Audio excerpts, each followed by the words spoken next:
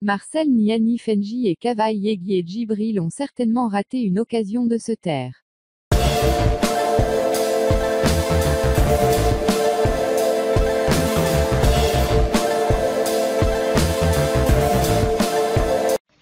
Mais avant tout, n'hésitez pas à vous abonner à la chaîne pour ne plus rater nos prochaines vidéos.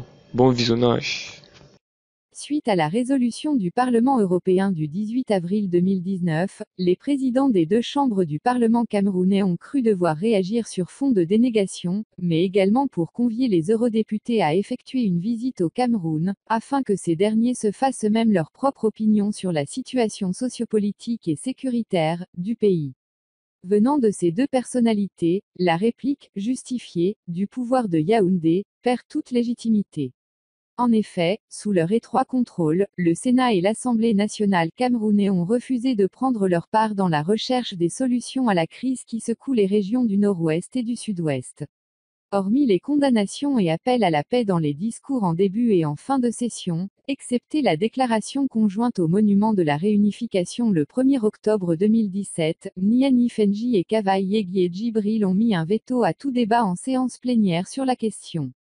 Malgré l'insistance et l'offensive, bruyante, du Social Democratic Front, SDF, rien n'y fera, Opération Blocus, portée par le SDF finira par s'évanouir face au roc érigé par la deuxième et la troisième personnalité de l'État, convaincue de ce que l'action du gouvernement, bras de l'exécutif était juste et suffisante pour désamorcer la tension.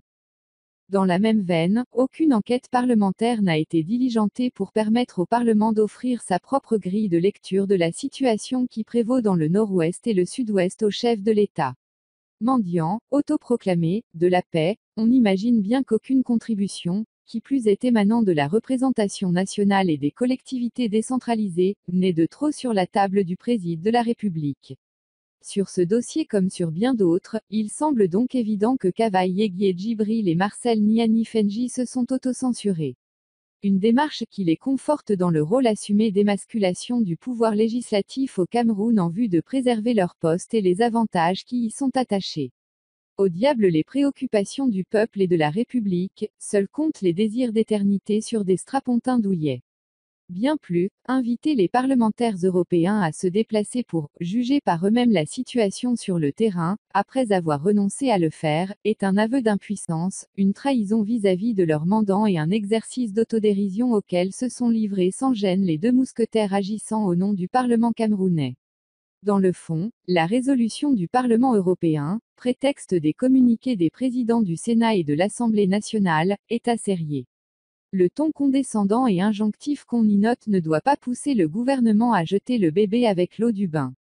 Les actions urgentes attendues pour une sortie de crise dans le Nord-Ouest et le Sud-Ouest, pour l'amélioration de notre système électoral ou contre les menaces à notre vivre ensemble ne sauraient être diluées dans un appel opportuniste à la défense de la patrie face aux pressions extérieures.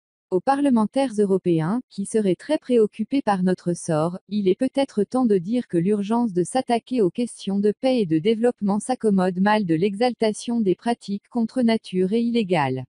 Le curseur doit rester sur l'essentiel.